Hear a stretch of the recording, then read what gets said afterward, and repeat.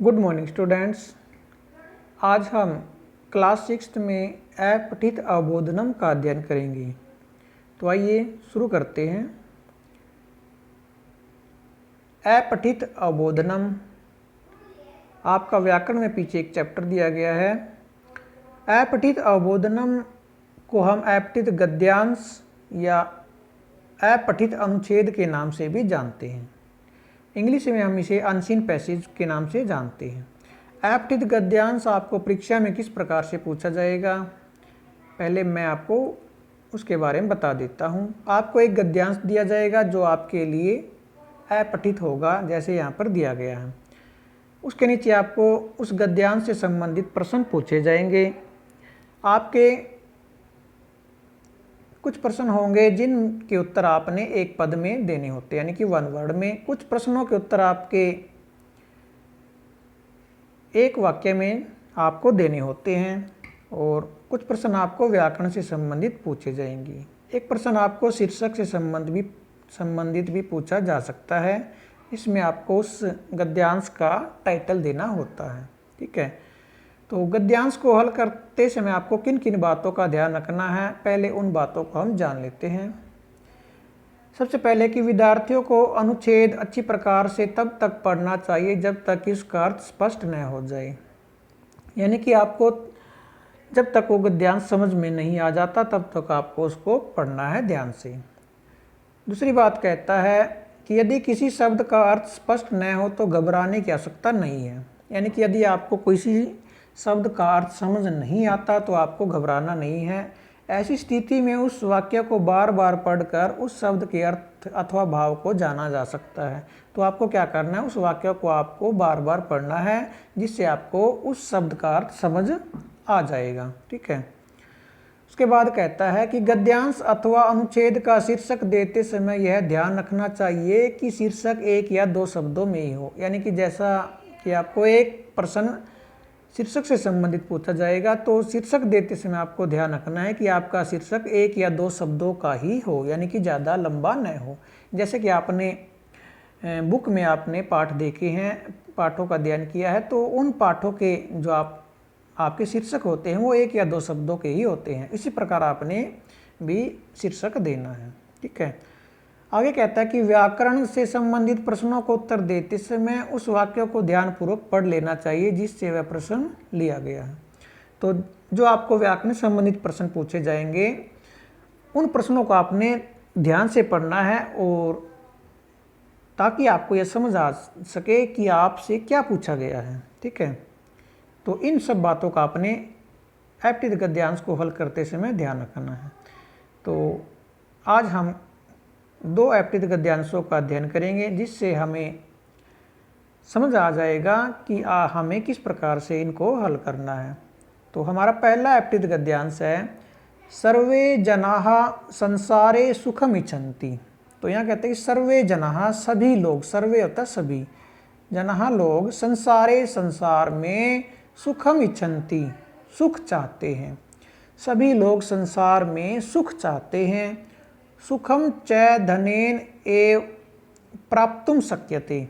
सुखम च, और सुख, धनेन एव धन से ही, प्राप्तुम शक्यते प्राप्त किया जा सकता है, और सुख को धन से ही प्राप्त किया जा सकता है। ये आपको पता ही है। जैसे कि हमें कोई गर्मी लगती है तो गर्मी से बचने के लिए हमें सुखी होना है, तो आपको क्या करें, कूलर या फ्रिज, ठंडा पानी पीने के लिए, या एसी खरीदना है तो आपका किससे आएगा, वो धन से आएगा।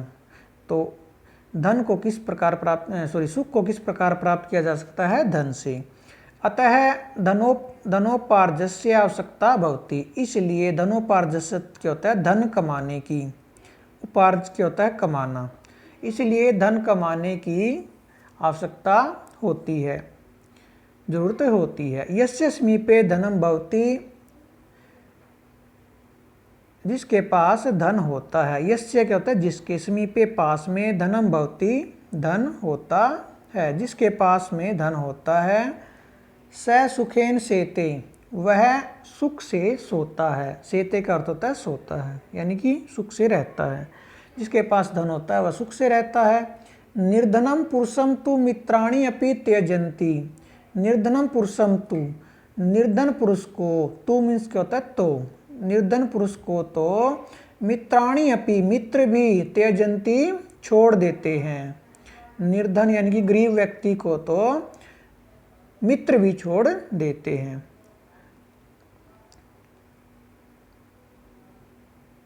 आगे कहता है कि चौर्येण कपटेन उत्कोच गृहणेन च प्राप्तम धनम विनाशकरम भवति। चौर्येण चोरी से, कपटेन कपट से यानी धोखे से, और उत्कोच क्या होता है रिश्वत, रिश्वत गृहणेन लेने से, गृहण क्या होता है लेना, रिश्वत लेने से प्राप्तम धनम प्राप्त धन विनाशकरम भवति विनाशकारी होता है।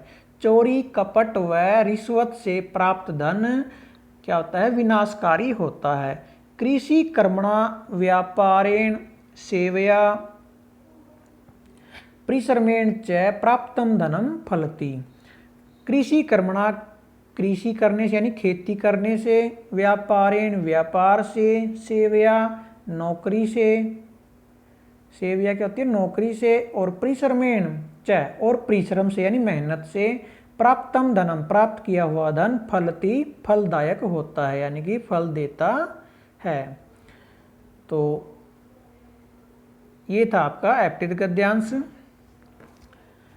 इसका पहला प्रश्न आपका निम्नलिखित प्रश्नों के उत्तर एक पद में दीजिए, यानी कि वन वर्ड में आपको आंसर देने हैं। इसका इन्होंने हल किया हुआ है लेकिन हम एक बार इनको देख लेते हैं क्या क्या प्रश्न पूछे गए हैं।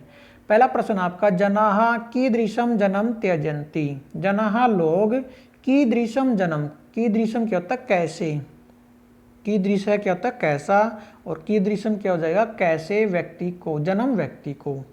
त्यजन्ति छोड़ देते हैं, त्यजन्ति छोड़ देते हैं। लोग कैसे व्यक्ति को छोड़ देते हैं, तो कैसे व्यक्ति को छोड़ते हैं गरीब व्यक्ति को यानी कि निर्धन को। तो इसका उत्तर हो जाएगा आपका निर्धनम। ठीक है, आगे आपका दूसरा सुखम केन शक्यते। सुखम, सुखम केन प्राप्तुम, प्राप्तुम शक्यते। तो सुखम सुख को, केन किस से, प्राप्तुम प्राप्त, शक्यते प्राप्तुम प्राप्त करने के लिए, शक्यते समर्थ हो सकते यानी कि सुख को किस प्रकार हम प्राप्त कर सकते हैं। सुख को किस प्रकार से प्राप्त किया जा सकता है, तो किस प्रकार से प्राप्त किया जा सकता है, यहाँ पे आपने पढ़ा था धन से, तो यहाँ इसका उत्तर हो जाएगा धनेन। ठीक है, उसके बाद आपका पूर्ण वाक्यन उत्तर, यानी कि निम्नलिखित प्रश्नों के उत्तर एक वाक्य में दीजिए। आपको एक वाक्य में पूरे वाक्य लिख करके उत्तर देना है। तो सबसे पहला आपका प्रश्न है संसारे जना किम इच्छन्ति। संसारे जना, संसार में लोग, किम क्या, इच्छन्ति चाहते हैं, संसार में लोग क्या चाहते हैं। तो जैसा कि आपने फर्स्ट लाइन में पढ़ा था सर्वे जना संसारे सुखम इच्छन्ति, सुख चाहते हैं। तो इसने पूछा कि क्या चाहते हैं, तो यहाँ पर आपने लिखना सिर्फ किम की जगह पे आपने सुखम लिख देना है, बाकी आपका प्रश्न से ही लिखा जाएगा। ठीक है, या फिर आप इस वाक्य को भी पूरा को लिख सकते हो सर्वे जना संसारे सुखम इच्छन्ति। यहाँ से आप लिख सकते हैं सर्वे जना संसारे सुखम इच्छन्ति, या फिर आप प्रश्न से ही उत्तर बना सकते हो। किम की जगह आप सुखम लिख करके आपका उत्तर बन जाएगा संसारे जना सुखम इच्छन्ति। सर्वे लिखने की आपकी आवश्यकता नहीं है। ठीक है, तो आपका उत्तर हो जाएगा संसारे जनाः सुखम इच्छन्ति। दूसरा कहता आगे संसारे सुखेन कह सेते। संसार में सुख से कौन सोता है, तो कौन सोता है जिसके पास धन होता है। तो इसका उत्तर आ जाएगा आपका यहाँ से यस्य समीपे, यहाँ पर आपने पढ़ा यस्य समीपे धनम भवति स सुखेन सेते। तो इसी को आप यहाँ पर लिख सकते हैं यस्य समीपे धनम भवति स सुखेन सेते। ठीक है, उसके बाद आपका निम्नलिखित प्रश्नों के उत्तर निर्देशानुसार दीजिए। तो पहला प्रश्न आपका परिश्रमेण पद में कौन सी विभक्ति है। तो परिश्रमेण पद में कौन सी विभक्ति ये पूछी गई है। तो परिश्रम शब्द को आपने, जैसे आपने परिश्रम का शब्द रूप याद नहीं किया है ठीक है। तो परिश्रम कैसा है, एक आकारांत पुल्लिंग शब्द है, परिश्रम है, ठीक है। परिश्रम है शब्द, परिश्रम क्या होता है, एक आकारांत पुल्लिंग शब्द है। और आकारांत पुल्लिंग का आपने जैसे बालक शब्द रूप याद किया है, बालक का शब्द याद किया है।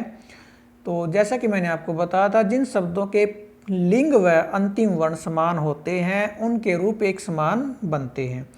तो यहाँ पर जो बालक और परिश्रम ये दोनों शब्द क्या है, आकारांत पुल्लिंग शब्द हैं, तो इन दोनों के रूप आपके एक समान बनेंगे। अगर आपको बालक का याद है तो आप परिश्रम का भी बना सकते हो। तो बालक के जो तृतीय विभक्ति है उसमें आपका बनता है बालकेन, उसमें आपका क्या बनता है, बालकेन।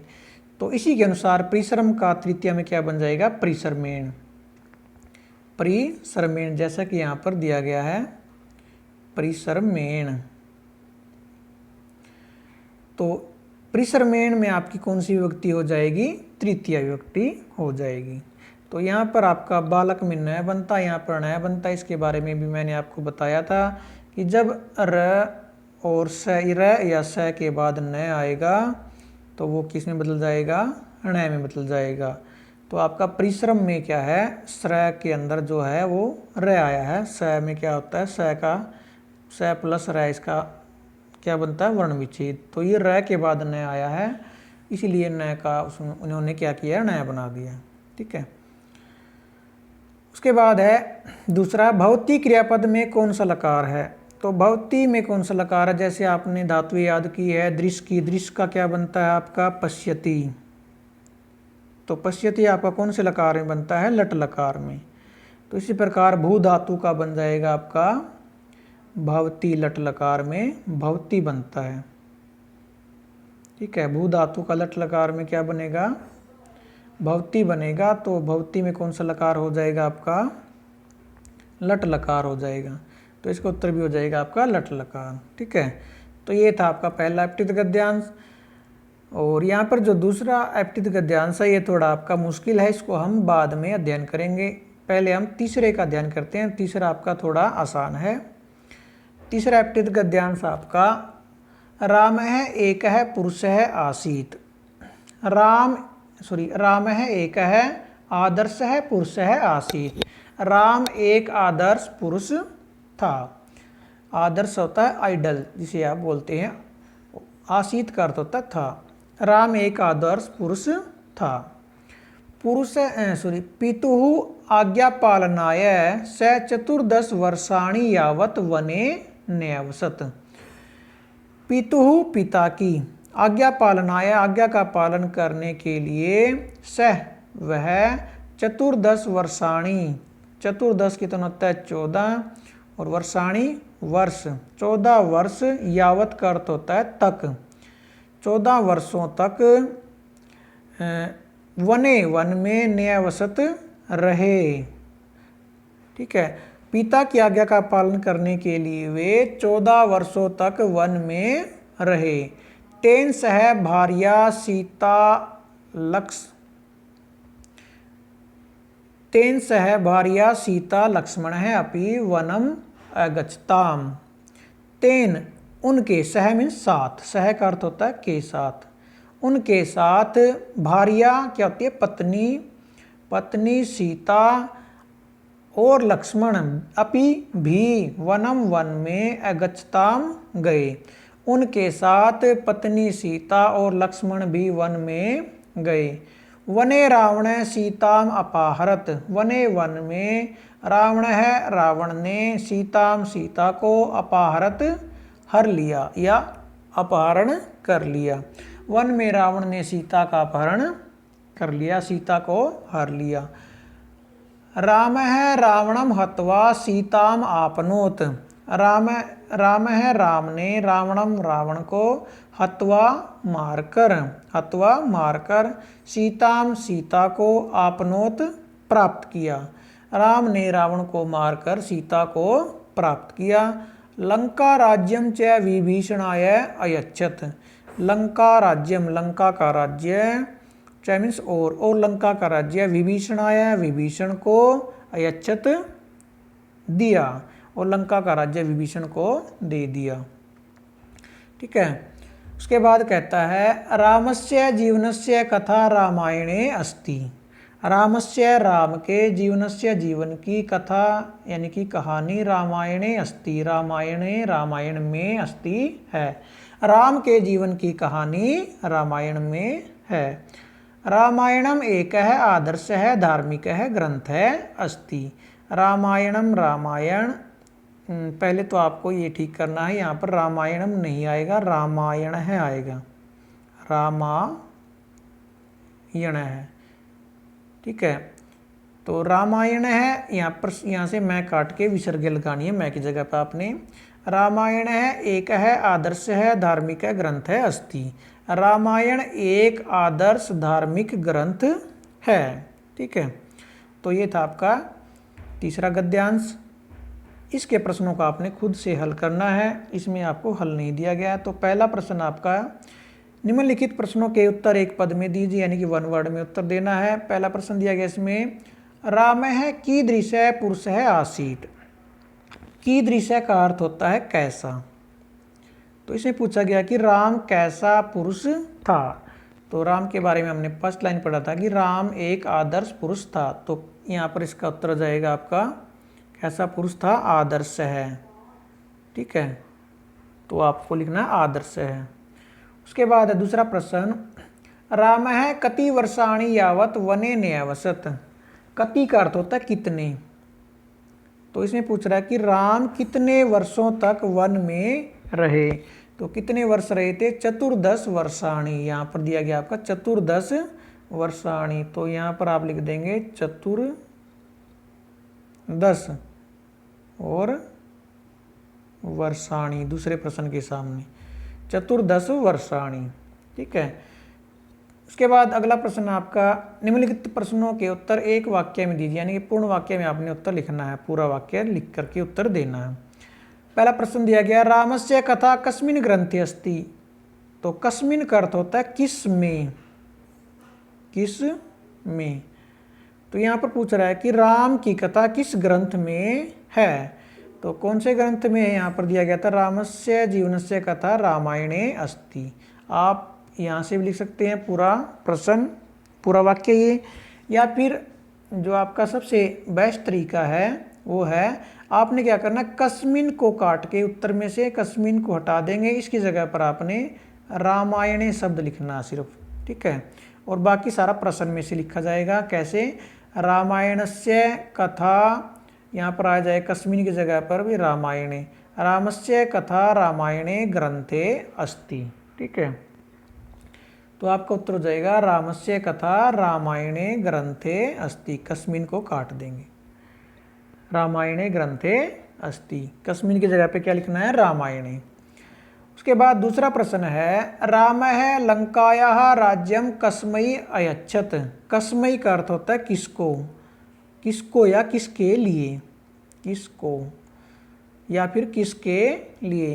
तो यहाँ पर कहता है कि राम ने लंका का राज्य किसको दिया। तो किसको दिया था, विभीषण को। यहाँ पर आपने लिखा लंका राज्यम च विभीषणाय अयच्छत।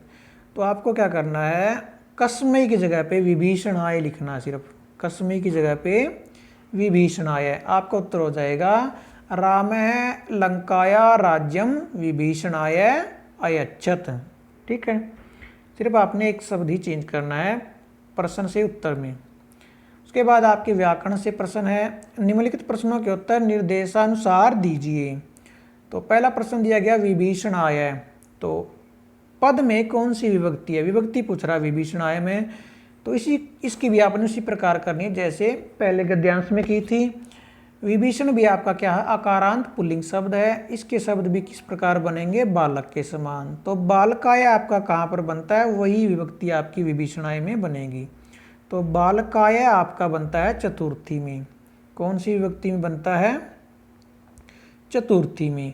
तो विभीषणाय भी कहाँ पर बनेगा, चतुर्थी में, ठीक है। क्योंकि ये भी क्या है, एक पुल्लिंग आकारांत पुल्लिंग शब्द है और बालक भी आकारांत पुल्लिंग शब्द है। विभीषणाय में विभीषण शब्द हो जाएगा आपका। तो आपका इसका उत्तर हो जाएगा चतुर्थी। यहाँ पर आपने लिख देनी है चतुर्थी। उसके बाद दिया गया हत्वा पद में कौन सा प्रत्यय है। तो प्रत्यय आपने अभी नहीं किए हैं, लेकिन मैं आपको थोड़ा सा बता देता हूँ कि जो हत्वा शब्द है इसमें आपका कत्वा प्रत्यय है। कौन सा प्रत्यय है? कत्वा। तो आपको इस प्रकार से ध्यान रखना है, जिन शब्दों के पीछे आपको अदत्त और वा लिखा मिलेगा तो उसमें कौन सा प्रत्यय होता है? आपका कत्वा प्रत्यय होता है। ठीक है, अभी के लिए आपने सिर्फ इतना याद रखना है, जिन शब्दों के पीछे आपको त और वा तवा जुड़ा मिलेगा उसमें कौन सा प्रत्यय होगा? आपका कत्वा। ठीक है, तो हत्वा पद में कौन सा प्रत्यय है? कत्वा आपने यहाँ पर लिख देना है। बाकी जब व्याकरण में आपके आएंगे प्रत्यय तो वहाँ पर आपको इसके बारे में विस्तृत से बता देंगे।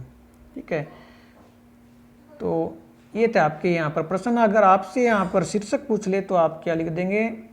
रामायण से संबंधित है तो यहाँ पर रामायण इसका क्या हो जाएगा? शीर्षक हो जाएगा, अगर आपसे शीर्षक पूछता है। ठीक है, या फिर आप दे सकते हैं जैसे आदर्श पुरुष है राम है, आदर्श पुरुष है राम है, इस प्रकार भी आप शीर्षक दे सकते हैं, यानी कि राम के बारे में है, और या फिर रामायण दे सकते हैं। ठीक है, तो आपने तो आपका इसमें फर्स्ट अपठित गद्यांश तो आपका फिल है इसमें बुक में। आपने तीसरा अपठित गद्यांश भी वीडियो देख करके अपने आप खुद से फिल कर लेना है। तो ये 2 अपठित गद्यांश आपने करने हैं। तो आज के वीडियो में सिर्फ इतना ही। धन्यवाद।